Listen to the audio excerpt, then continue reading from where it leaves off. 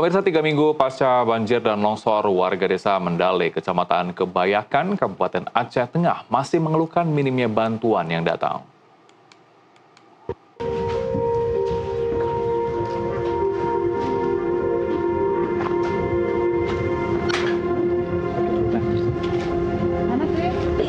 Gaduh. Sebelum main badminton. Ya, Untuk guru-guru. Sudah 3 minggu, Jalimin Gayo, warga desa Mendale, Kecamatan Kebayakan, Kabupaten Aceh Tengah bertahan hidup dengan bantuan seadanya pasca banjir bandang yang melanda. Rumah milik Jalimin porak-poranda saat banjir dan longsor menerjang desanya pada 26 November. Petani kopi Gayo itu masih ingat betul saat tahu hidupnya dan keluarganya berubah dalam 1 detik. Air keruh bercampur tanah, batu-batu besar dan kayu sepanjang tubuh manusia meluncur dari ulung gajah seperti kuda pacu yang tak terkejar. Banjir bandang itu turun dengan kecepatan dan kekuatan yang tak pernah dibayangkan sebelumnya.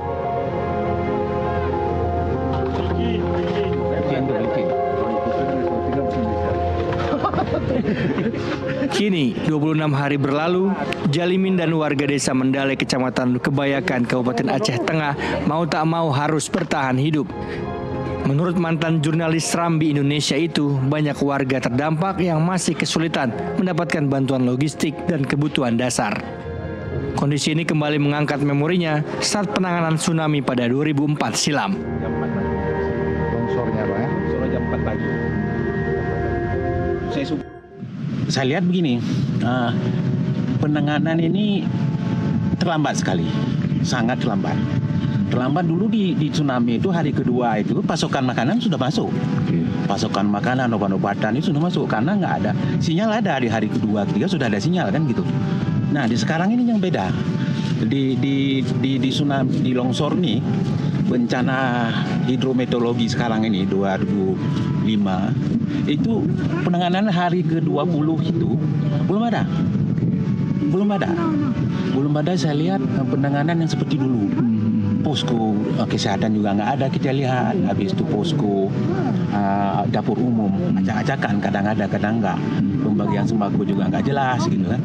Nah katanya dari pemerintah pusat itu katanya ada helikopter 50 unit itu, saya lihat di langit Aceh Tengah itu nggak ada yang 50 itu, paling 1-2 gitu, dan mereka hanya membawa BBM ya dan kebutuhan saya lihat seperti itu, dan mereka sistem mau dilempar gitu, ada dilempar ke bawah gitu. Mungkin yang dapat itu bukan orang yang korban, bisa jadi orang yang lagi jalan gitu ya. Saya lihat misalnya seperti itu. Beda penanganannya ya. Nah, kalau abang sendiri untuk mendapatkan bantuan gimana bang caranya bang? Apakah mendapatkan bantuan cuma hanya beberapa mie instan ya dapat dari posko. Kemarin saya ke situ dapat beras 3 kilo, mie instan itu ada 10 bungkus gitu ya. Ada sarden, ada makanan ikan kaleng, itu cuma 1. Dan itu kalau baru saya dapat tuh sampai 20 hari nih ya, 2 kali dapat. Jadi 3 kilo minyak goreng itu, 1 bungkus dibelah 2, 1 bungkus dibagi 2 yang segini itu. Yang berapa gram itu tapi dibelah 2 itu. Di berdua kita harus bawa botol. Itu. Jadi satu keluarga cuma setengah. Itu kalau kita ke posko ya. Kalau nggak ada, kita nggak dapat. Harus ada ke posko. Posko yang harus kita yang datang sendiri gitu. Nah lapor ada juga birokrasi yang rumit ya. Kemarin saya minta tenda BNPB, tenda keluarga namanya, itu kecil. Itu rumit luar biasa. Saya hubungi Kalak BPBD Aceh Tengah, diarahkan ke pertama asisten 2 dulu. Asisten 2 Sedagap Aceh Tengah, saya hubungi bang hubungi nanti kepala BPBD Kalak. Saya hubungi Kalak, diarahkan ke camat Kebayakan. Saya kontak Pak Camat, arahkan ke Reja, kepala kampung Pak Desa. Pak Reja saya kontak, balas lagi ke camat lagi katanya. Ya, habis itu saya balas lagi, ini kemana ini? Ya. kok balik ke sana gitu kan, balik ke sini, balik ke sana. Ini ke sana lempar pingpong ya, dilempar-lempar. Sampai sekarang belum ada tenda itu. Dan tenda itu sudah ada di sini. Sudah ada di posko logistik itu kan, di Bangkola itu. Sudah ada di situ. Tapi belum dibagikan. Kenapa nih hari 20 nggak dibagikan tenda itu? Ini sekarang nggak perlu kan?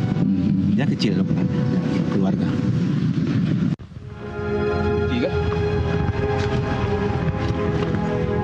Dari Kabupaten Aceh Tengah, Aceh, Fauzul Munandar, jurnalis NTV melaporkan.